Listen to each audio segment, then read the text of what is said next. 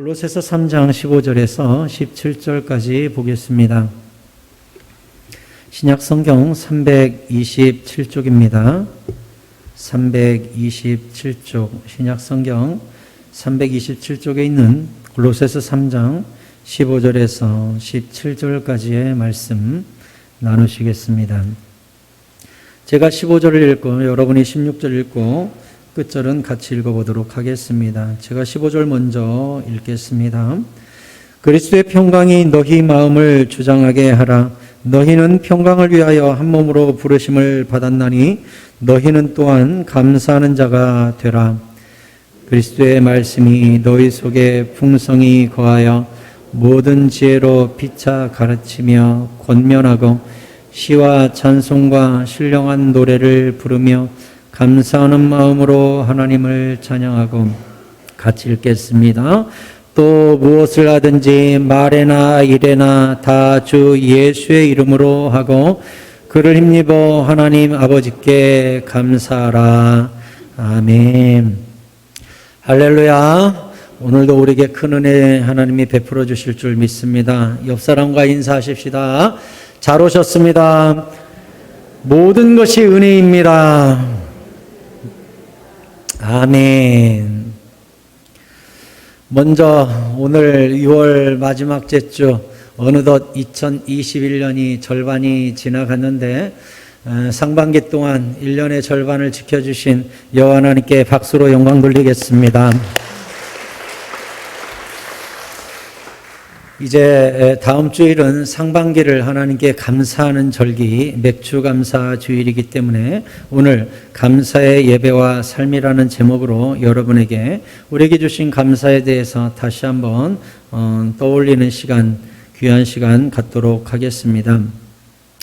여러분, 성도의 감사는 영적인 감사라는 것을 잊지 마십시오.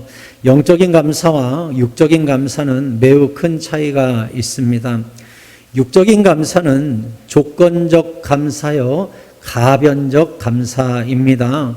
무엇이 있으면 감사하고, 남들보다 나으면 감사하고, 뭐가 없으면 불평하고, 남들보다 부족하면 욕하고, 이런 것들을 조건적 감사, 육적인 감사라고 합니다. 영적인 감사는 차원이 다른 감사지요.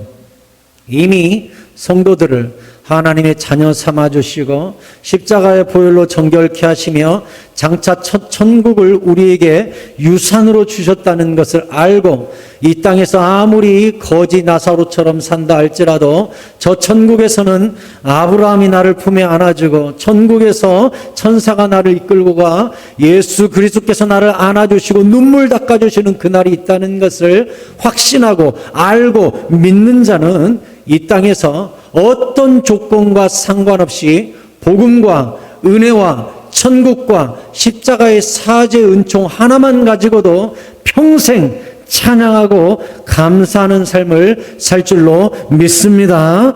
이것이 영적인 감사입니다. 영원한 감사입니다. 흔들리지 않는 감사입니다. 조건과 상관없는 하나님의 은혜 안에서 드리는 감사입니다. 그래서 오늘 15절에 그리스도의 평강이 너희 마음을 주장하게 하라. 평강이 없으면 감사가 없잖아요. 마음이 늘 불안한데 무슨 감사가 있어요. 마음에 평안이 있어야 감사가 되잖아요. 평안은 제가 누차 설교할 때마다 드리는 말씀이지만 평안은 내가 만들어내는 것이 아니요 위로부터 내려온다는 사실을 기억하시기 바랍니다. 평강은 하나님이 주시는 거예요. 예수님이 뭐라고 하셨어요? 평안을 너희에게 끼치노니 내가 주는 평안은 세상이 주는 것과 같지 아니하니라 그랬어요. 그러니까 평안은 주님이 주시는 것이요, 기도하는 자가 누리는 것이요, 은혜 안에 머무는 자가 받는 것이 평안입니다. 사랑하는 성도 여러분, 평안하시기를 축복합니다. 이 평안이 너희 마음을 주장하게 하라. 너희는 평강을 위하여 한 몸으로 부르심을 받았나니, 우리 교회죠. 교회. 너희는 평강을 위하여 부르심을 받았대요. 다투라고 모인 거 아니래요. 판단하고 비판하라고 모이는 거 아니래요. 여러분의 모든 모임이 둘이 모이든 셋이 모이든 우리 교회가 어떤 형태로 모이든 평강을 위하여 우리가 부르심을 받았음을 깨닫고 모일 때마다 평안과 기쁨이 넘치시기를 바랍니다. 평안을 깨뜨리고 해치면은요, 안 모이는 게 나아요. 성경에 분명히 써 있어요. 평강을 위하여 한 몸으로 부름을 받았다고.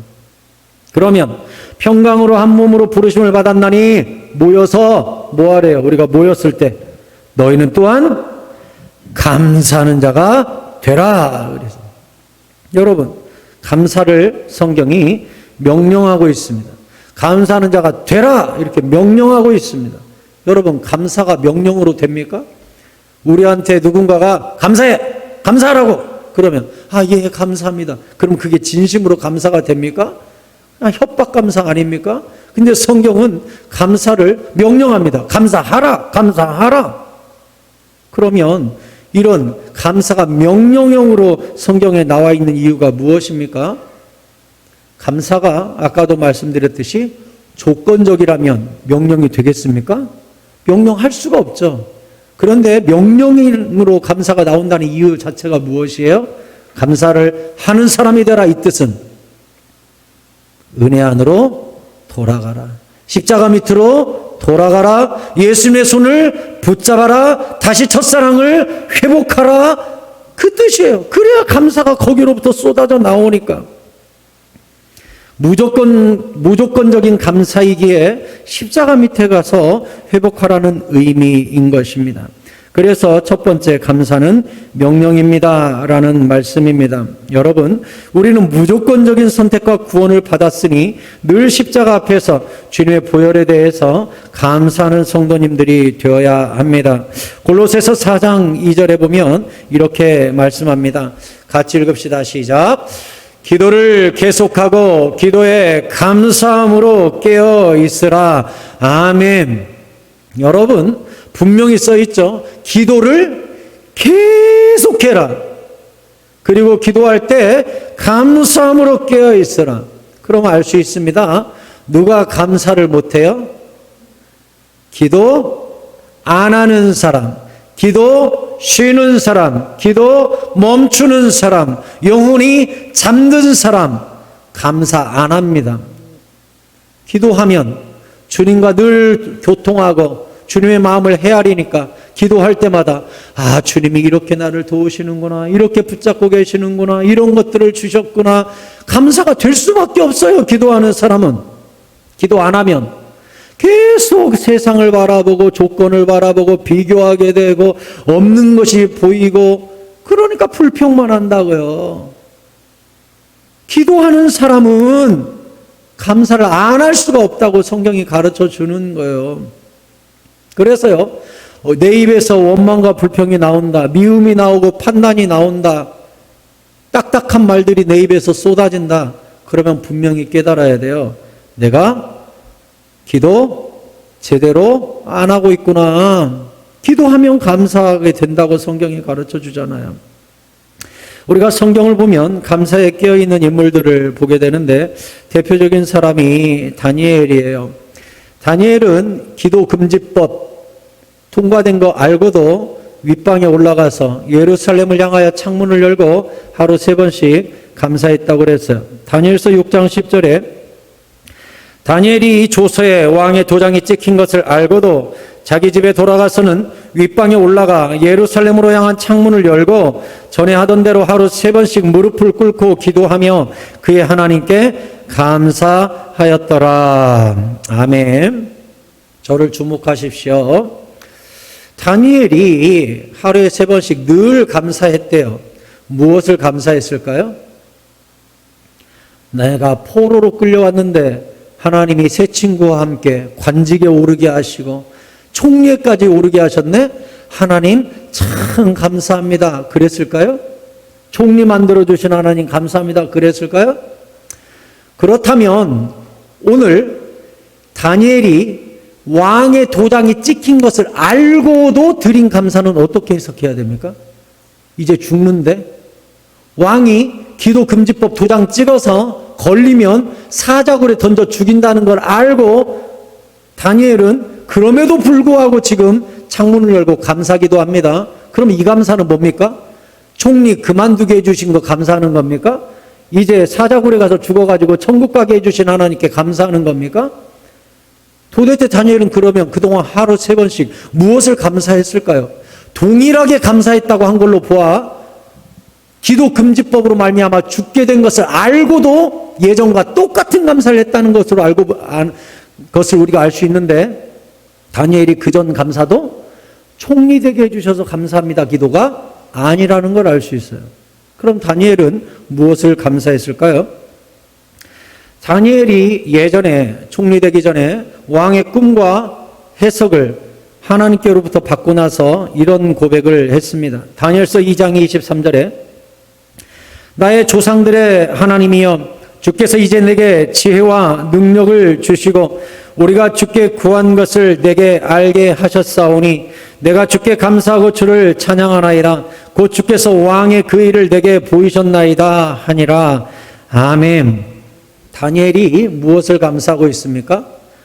하나님, 지금 왕에게 꿈을 주신 것도 여호와 하나님이시군요. 이곳 바벨론에 내가 포로로 끌려와 있어도 하나님은 여전히 나와 함께 하시는군요. 여기도 하늘문이 열려 있군요. 여기서도 주님께서 나의 지혜를 깨워주시고 해석까지 알려주시는군요. 이곳 바벨론에도 주님은 와 계시는군요. 바벨론 왕을 비롯하여 바벨론을 통치하시는 분도 여호와 하나님이시군요. 그렇다면 포로로 끌려와 있는 이스라엘의 통치자도 여호와 하나님이시요, 때가 되면 우리를 포로에서 풀려나게 하실 분도 여호와 하나님이시군요. 아멘. 그것을 감사한 것입니다. 여러분, 어쩌면 우리는 상반기 동안 코로나에 붙잡힌 포로 생활을 했는지도 모르겠습니다. 이 바벨론이 우리에게 오늘날 코로나가 되어 우리의 삶을 억어하고 가두고 사로잡고 자유를 박탈했는지 모르겠습니다. 하지만 저는 여러분께 분명히 말씀드립니다. 바벨론이든 이스라엘이든 코로나든 대한민국이든 교회든 세계 열방이든 성도든 이방인이든 의인이든 죄인이든 몽땅 다 주님의 손에 있고 여호와 하나님이 통치하시는 절대 주권을 쥐고 계심을 믿으시기 바랍니다. 이것을 깨닫는 자가 영적인 감사를 할 수 있는 거예요.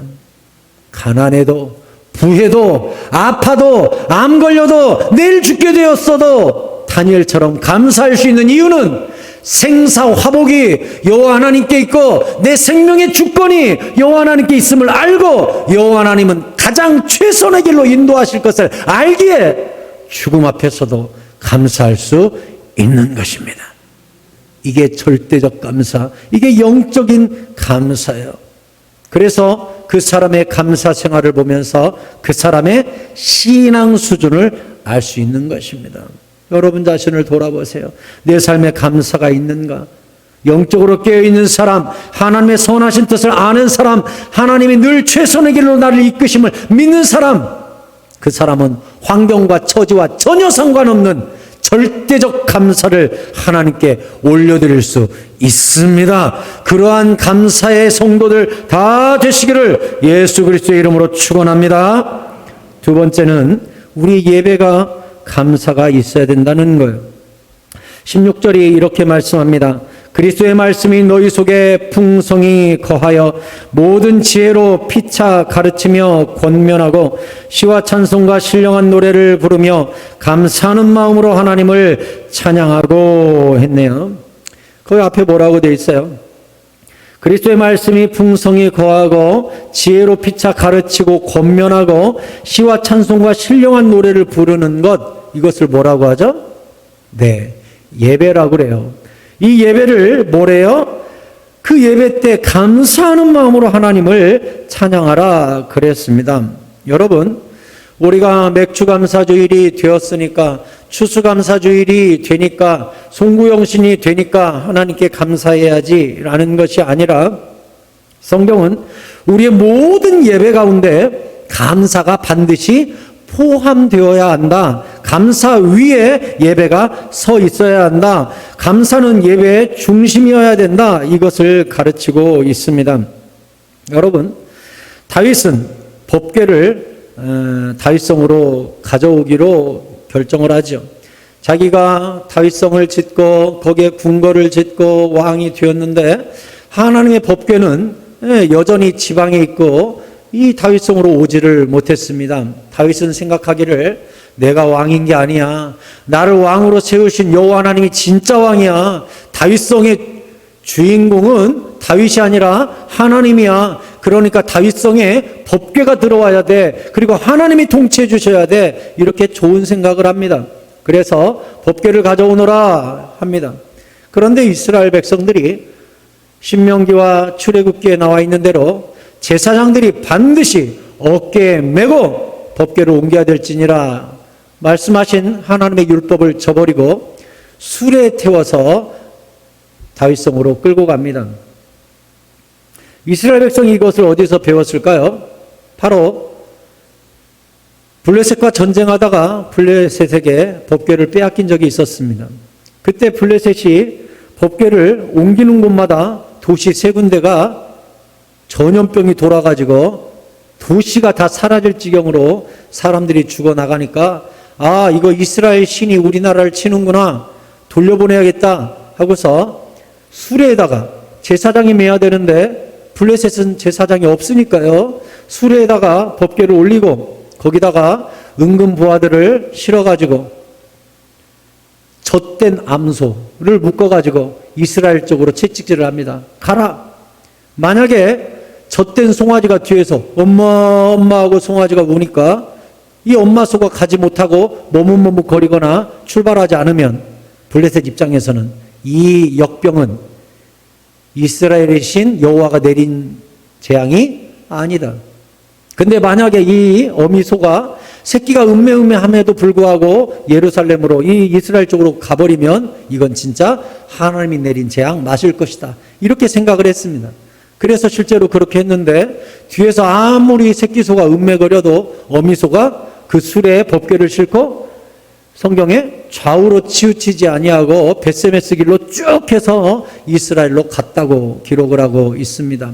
이스라엘 입장에서는 법궤를 빼앗겼는데 법궤가 돌아올 때는 소가 법궤와 보화를 싣고 멋지게 오니까 되게 멋있었습니다. 아, 다윗성에 들여놓을 때도 그렇게 들여놓으면 멋있겠다. 그래서 얼마나 수레를 멋있게 꾸몄게요? 멋있게 꾸미고 법궤를 올리고 다윗성으로 쫙 들어가는데 그 전 어미소는 좌우로 치우치지 아니하고 직진하던데 이번에는 아니에요. 짐승이 펄쩍 뛰는 거예요. 그때는 어쩔 수 없이 블레셋이 그 방법을 취했으나 이스라엘은 성경의 방법, 제사장이 매야 되는 걸 알면서도 멋지다고 그 멋진 방법, 이방의 방법, 세상의 방법대로 주님을 대접했어요. 그때 어떤 일이 벌어졌어요? 짐승이 뛰니까 법궤가 떨어지려고 하는 거예요. 옆에서 웃사가 얼른 붙들었더니 하나님이 거기서 웃사를 쳐가지고 즉사를 한 거예요. 다윗은 지금 이날 축제를 하려고 온 나라 백성을 다 모으고 몇 월 며칠 날 모여라 해가지고 국가 대행사를 하는데 국가 대행사에 하나님이 사람을 죽이시는 일이 벌어지니 행사가 됩니까? 행사가 끝나버렸어요. 여기서 다윗이 큰 낙심을 합니다. 그래서 법궤가 떨어질 뻔한 인근을 이렇게 보니까 오베데돔이라는 사람이 살고 있었어요. 야, 법궤를 임시 방편으로 오베데돔 집 뜰에다가 갖다 놔라 해서 임시 거처로 오베데돔 집에 옮겨놓게 되었습니다. 사무엘하 6장 11절에 보면 여호와의 궤가 가드 사람 오베데돔의 집에 석 달을 있었는데 여호와께서 오베데돔과 그의 온 집에 복을 주시니라. 어떤 사람이 다윗 왕에게 아뢰어 이르되 여호와께서 여호와의 궤로 말미암아 오베데돔의 집과 그의 모든 소유에 복을 주셨다 한지라. 이게 징계의 법궤가 이제 석 달을 있었는데 오베데돔의 집이 막 복을 받는 거예요. 자녀가 잘 되고 농사가 잘 되고 막 형통케 되고 너무 융성한 거예요. 이것은 하나님이 하셨다라고밖에 해석이 안 되는 복이 쏟아지는 거예요. 그러니 석 달 만에 가정이 뒤집어진 것이죠. 저는요, 여러분에게 그런 말씀 드리고 싶어요. 누구는 법궤로 말미암아 저주받아 죽기도 하고, 누구는 법궤를 잘 모심으로 말미암아 석 달 동안 엄청난 복을 받기도 합니다. 사랑하는 성도 여러분, 여호와 하나님이 우리에게 진노의 하나님이 아니라 축복의 하나님이 되시기를 축원합니다. 석 달을 모셨는데 가정이 뒤집어졌어요. 복을 받은 거예요. 다윗이 이것을 보고 신호라고 생각했어요. 하나님이 노여움을 거두셨구나. 하나님이 이제 다윗성에 들어오셔도 되겠구나. 법궤를 다시 움직여도 되겠구나. 그래서 국가 대행사를 다시 석 달 만에 실시하게 됩니다. 다윗이 가서 하나님의 궤를 기쁨으로 메고 오베데돔의 집에서 다윗성으로 올라갈세. 이제 오베데돔 석 달 있다가 다시 다윗성으로 끊겼던 행사를 이어갑니다. 여호와의 궤를 맨 사람들이 6걸음을 가매 다윗이 소와 살진 송아지로 제사를 드리고, 참 다윗이 여기서 얼마나 초조했는지 보이세요? 보이세요? 뭘 보고 알 수 있어요? 자, 제사장들아, 이제 수레가 아니야. 성경대로 하자. 법궤를 메거라. 제사장들이 맸어요. 자, 움직여보자. 하나, 둘, 셋, 넷, 다섯, 여섯. 오케이. 하나님이 아무도 치시지 않는구나. 7걸음째 예배를 드리자 해가지고 7째 걸음에 예배를 드려요. 여호와의 궤를 맨 사람들의 6걸음을 가매 다윗이 소와 살진 송아지로 제사를 드리고, 하나님이 이제 징계하지 않는구나. 노여움을 거두셨구나. 다윗성에 진짜 왕이 들어가시는구나. 14절에 다윗이 여호와 앞에서 힘을 다하여 춤을 추는데 그때 다윗이 베옷을 입었더라. 여러분, 원래 춤은 누가 춥니까? 왕이 추는 겁니까? 왕이 추는 거 아니에요. 근데 다윗은 왕이에요. 근데 춤을 춰요. 왜 그러죠? 진짜 왕은 법궤 위에 계신 여호와 하나님이시고, 자기는 그 왕 앞에 춤추는 신하라는 거예요. 할렐루야. 다윗은 그래서 진짜 왕 앞에 자기 왕복을 내려놓고 에봇을 입고 거기서 찬양단을 한 거예요. 찬양단을. 자기가 성가대 지휘를 한 거예요. 율동팀 팀장이 된 거예요. 그래서 앞에서 나는 왕 아니야. 왕복 벗고 에봇 입고 여호와 하나님 앞에서 찬양을 한 거예요. 진짜 왕이 이제 다윗성으로 진짜 들어가신다. 15절에 다윗과 온 이스라엘 족속이 즐거이 환호하며 나팔을 불고 여호와의 궤를 메어 오니라. 아멘. 여러분, 여호와 하나님의 임재가 있는 예배 가운데는 감사와 찬양이 있다는 사실을 기억하시기 바랍니다. 오늘 예배 올 때 무슨 마음 먹고 오셨습니까? 예배 올 때 무슨 생각을 가지고 오셨습니까? 여러분, 집에서 예배를 향하여, 새사랑교회를 향하여 여러분의 첫 발걸음을 뗄 때에 예배 출발하는 마음 속에 여러분에게 감사가 있기를 바랍니다. 우리는 여기 왜 왔어요? 감사하러 왔어요. 아멘. 예배는 감사하기 위해서 모이는 거예요. 하나님 고마워요. 나에게 구원을 주셨어요. 하나님의 자녀 삼아 주셨어요. 천국을 주셨어요. 나를 걷게 하셨어요. 먹게 하셨어요. 입혀 주셨어요. 모든 것이 주의 은혜입니다. 예배는 감사하기 위해 모이는 거예요. 다윗은 법궤를 다윗성에 드리고 나서 이제 왕답게 대접해야 될 거 아니에요. 법궤가 들어왔어요. 진짜 왕이 이제 오셨어요. 그 진짜 왕에게 왕다운 대접을 해야 될 거 아니에요. 다윗도 보세요. 우리가 TV 사극 같은 거 보면 왕이 새벽 1시에 2시에 잠이 안 와서 딱 눈을 떠요.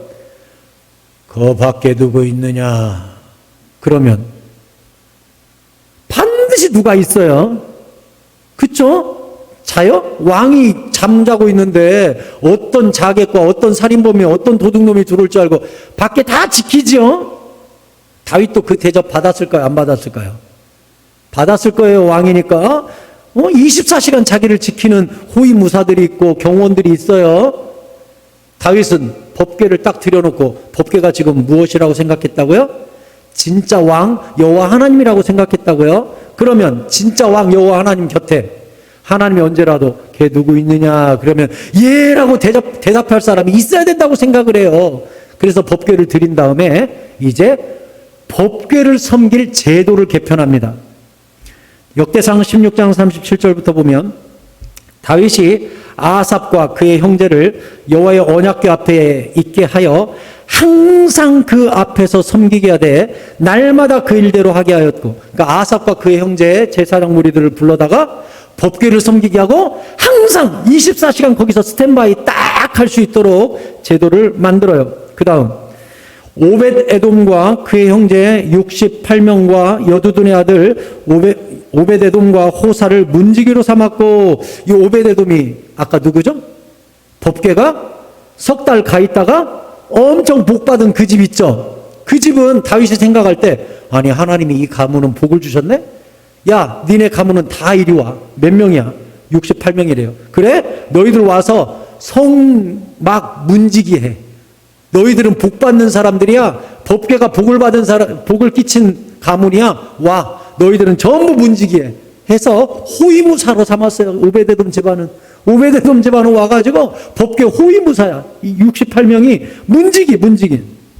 39절에는 제사장 사독과 그의 형제 제사장들에게 기브온 산당에서 여호와의 성막 앞에 모시게 하여, 그동안은 이제 성막이 기브온에 있었잖아요. 오너라 사독과 제사장들 다 불러다가 이제 여호와의 성막 앞에서 모시게 했는데 어떻게 모셨대요? 40절에 항상 아침 저녁으로 번제단 위에 여호와께 번제를 드리고 여호와의 율법에 기록하여 이스라엘에게 명령하신 대로 다 준행하게 했대요.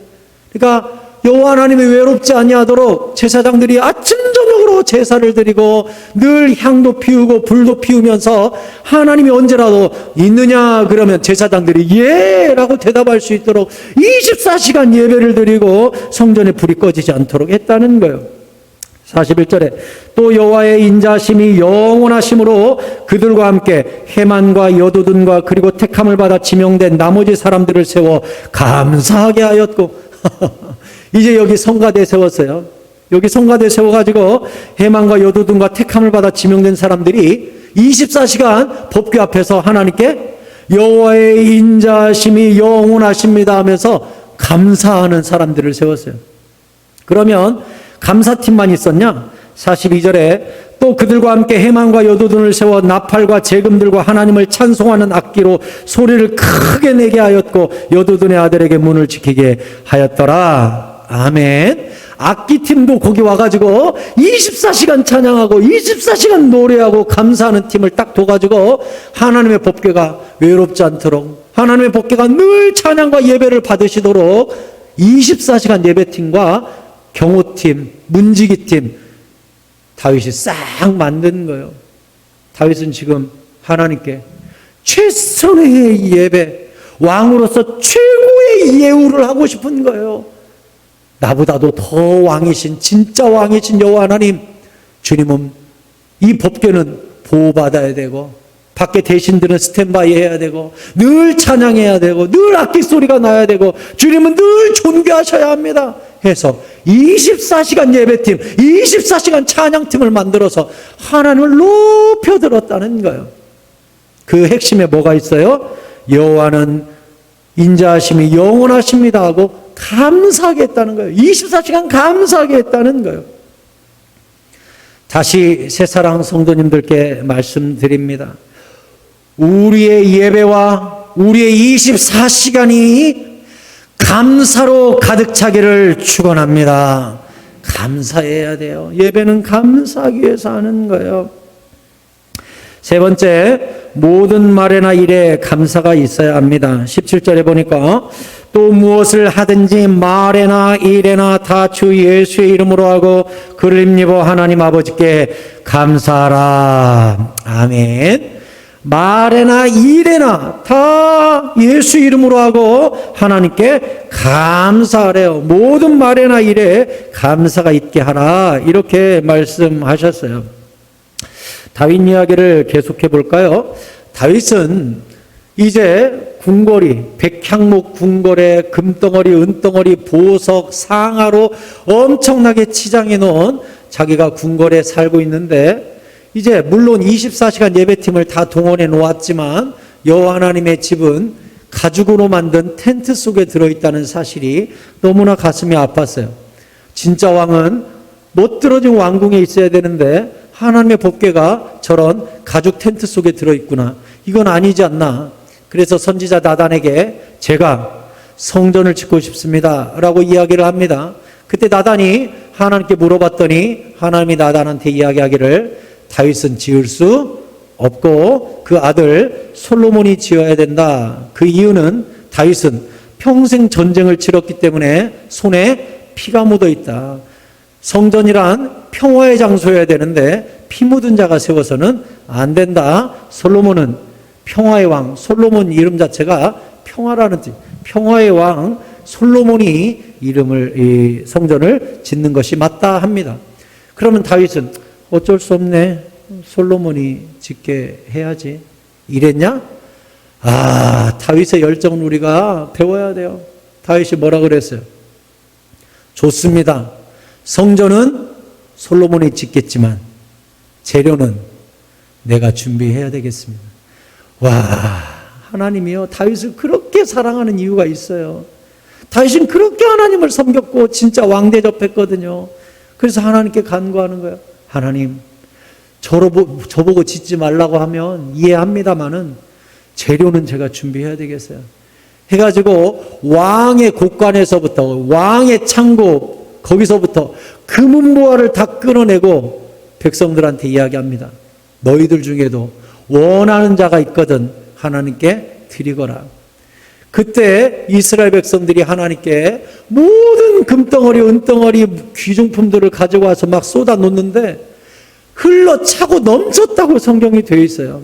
그러니까 성전 창고가 막 미어 터지니까 다윗이 너무 감사한 거예요, 하나님께. 그래서 성전 물건들, 지을 재료들을 다 준비한 다음 다윗이 하나님께 기도를 해요. 역대상 29장 9절에 이렇게 기도합니다. 백성들은 자원하여 드렸으므로 기뻐하였으니 곧 그들이 성심으로 여호와께 자원하여 드렸으므로 다윗 왕도 심히 기뻐하니라. 백성이 이제 다 줘서 가득 찼어요. 심히 기뻐해요. 다윗이 온 회중 앞에서 여호와를 송축하여 이르되 우리 조상 이스라엘 하나님 여호와여, 주는 영원부터 영원까지 송축을 받으시옵소서. 여호와여, 위대하심과 권능과 영광과 승리와 위엄이 다 주께 속하였사오니 천지에 있는 것이 다 주의 것이로소이다. 여호와여, 주권도 주께 속하였사오니 주는 높으사 만물의 머리이심이니이다. 부와 귀가 주께로 말미암고 또 주는 만물의 주제가 되사 손에 권세와 능력이 있사오니 모든 사람을 크게 하심과 강하게 하심이 주의 손에 있나이다. 우리 하나님이여, 이제 우리가 주께 감사하오며 주의 영화로운 이름을 찬양하나이다. 나와 내 백성이 무엇이기에 이처럼 즐거운 마음으로 드릴 힘이 있었나이까. 그 뒤에는 같이 읽겠어요. 시작. 모든 것이 주께로 말미암았사오니 우리가 주의 손에서 받은 것으로 주께 드렸을 뿐이니이다. 아멘.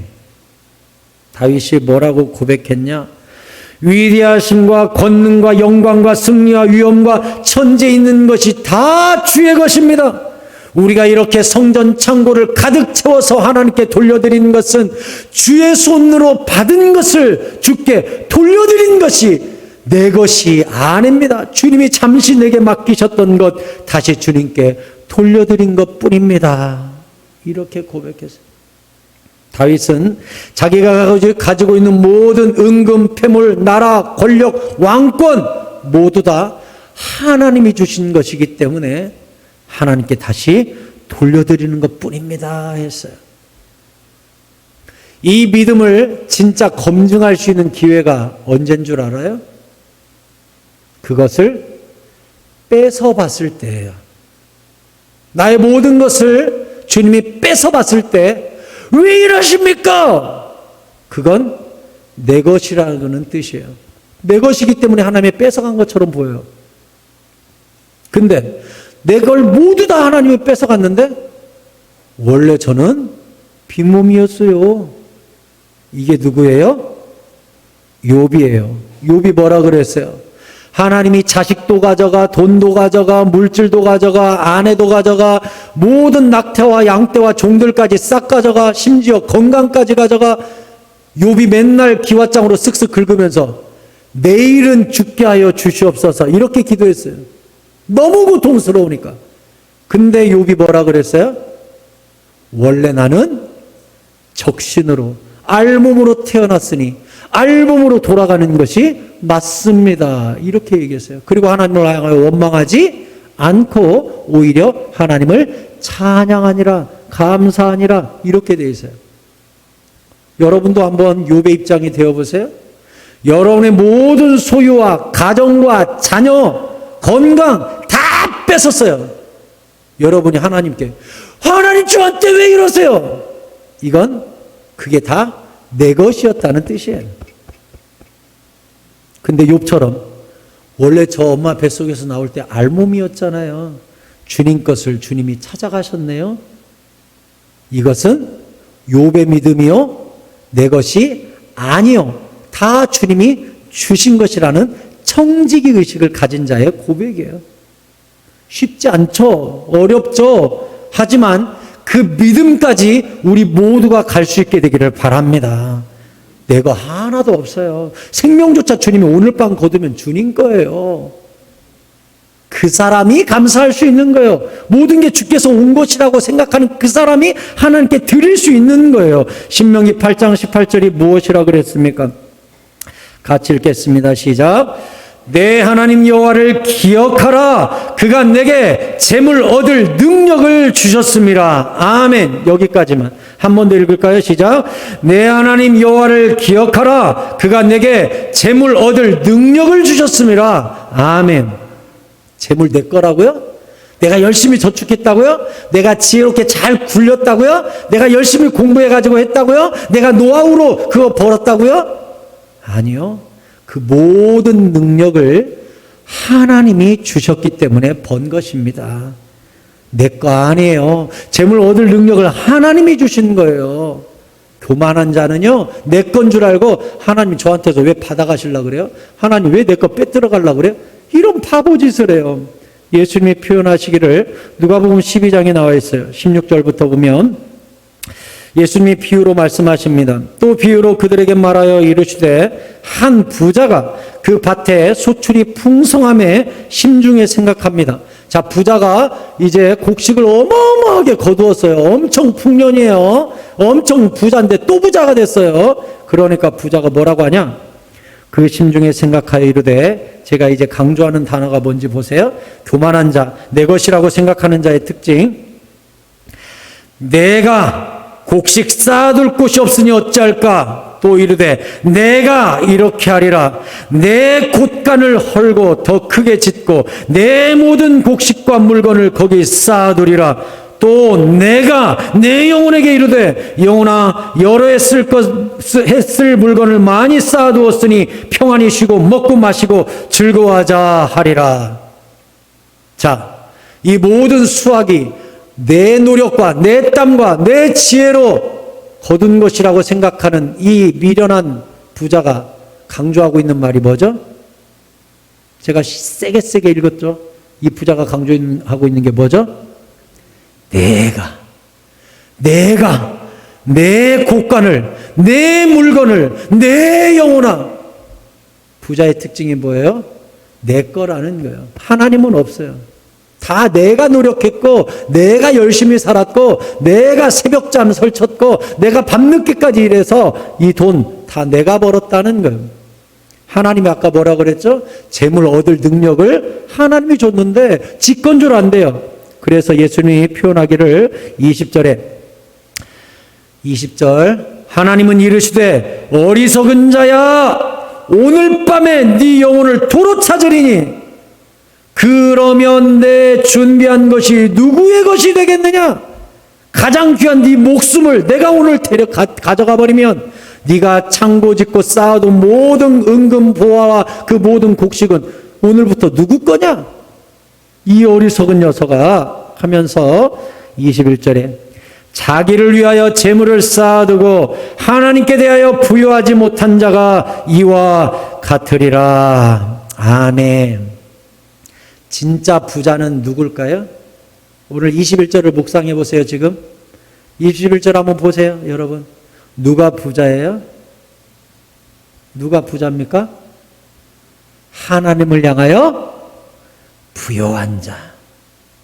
두 렙돈을 가졌어도 과부의 두 렙돈이 얼마라고요? 1,500원. 그 1,500원을 가지고 하나님을 부요하게 한 그 과부에게 예수님이 뭐라 그랬어요? 오늘 저 여인이 가장 많이 넣었도다. 1,500원을 넣고 하나님께 가장 천국에 많은 부활을 쌓은 여인이라고 예수님이 인정해 주신 거예요. 저는 오늘 광고할 때 여러분에게 말씀드렸어요. 한번 맥주감사원금 봉투 꺼내놓고 감사의 제목 한번 적어보죠.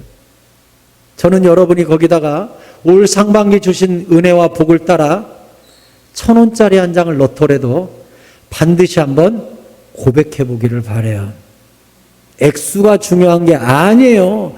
하나님이 네가 오늘 돈을 엄청 많이 넣어서 나를 행복하게 했네? 아니에요. 온 우주 만물이 주님 건데, 온 세계가 주님 건데, 이 땅의 모든 지하 자원과 모든 돈이 주님 건데 무슨 주님이 많은 돈 받았다고 행복해 하겠어요? 중요한 건 뭐예요? 두 렙돈 1,500원을 집어넣는다 할지라도 하나님을 사랑하고 섬기고 하나님을 부요케 하기 위해 나의 최선을 하나님께 드리는 그 사람을 예수님이 뭐라 그랬습니까? 마태복음 6장 19절에 너희를 위하여 보물을 땅에 쌓아두지 말라. 거기는 좀과 동록이 해하며 도둑이 구멍을 뚫고 도둑질하느니라. 이 땅은요, 재물 쌓아놓으면요, 알 수 없는 곳으로 다 흘러가고 없어져요. 천국에 못 갖고 가요.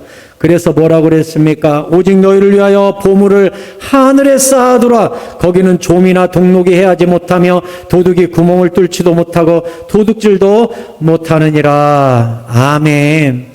아니 여기에 천국 저금통이 있으면 쏙쏙 넣으면 천국에 저축되는 거 알 텐데 어떻게 천국에 쌓습니까? 어떻게 천국에다가 적금을 듭니까? 성경은 여러 가지로 천국을 위하여 쓰는 방법 나와 있어요. 삭개오는 뭐라 그랬어요? 내가 횡령한 거 돌려주겠습니다. 가난한 사람 도와주겠습니다. 또 오늘 다윗은 주의 성전을 위하여 내가 예비하겠습니다.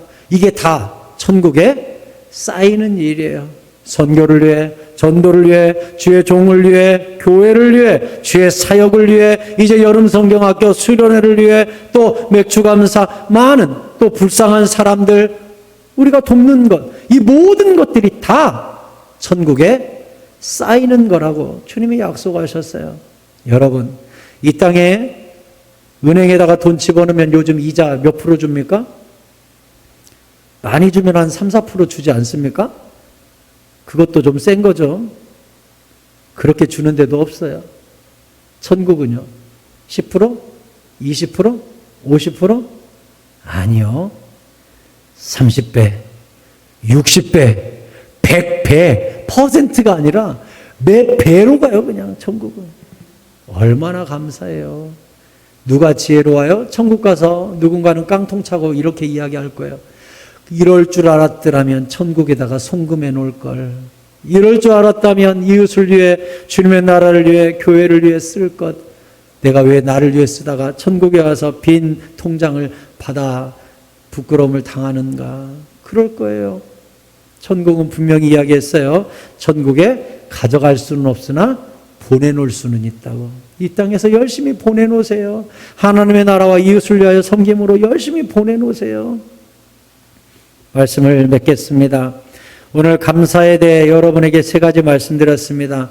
첫째는 감사는 믿음이라는 거예요. 십자가 안에, 은혜 안에, 복음 안에 있으면 감사는 할 수밖에 없고, 조건적 감사, 비교하는 감사가 아니라 무조건적인 감사를 할 수 있다는 거예요. 두 번째는 우리의 모든 예배 반드시 다윗처럼 24시간 모든 예배 때마다 뭐가 있어야 된다고요? 감사가 있어야 된다는 거예요. 그리고 말에나 일에나 무슨 일을 하든지 하나님이 힘 주셔서 내가 하는 거야. 하나님이 물질 주셔서 내가 하는 거야. 모든 것을 주께 받은 것이니 주께 돌려드립니다라는 다윗의 생각을 가지고 감사하는 말과 행동이 여러분 가운데 있기를 예수 그리스도의 이름으로 축원합니다.